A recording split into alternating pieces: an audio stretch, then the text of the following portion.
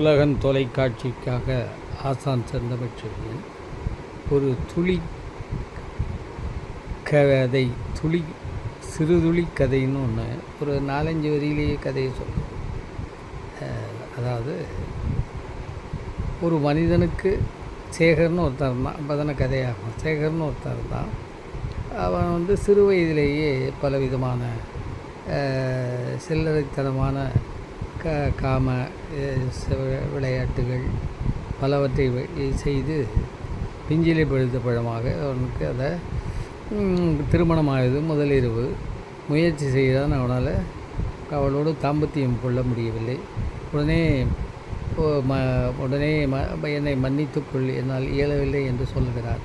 அவள் 2 நிபந்தனை போடுகிறாள். அந்த சேகர்னா இலட்சுமின்னு வச்சுங்களேன் சொல்கிறார். இது மாதிரி ஒன்று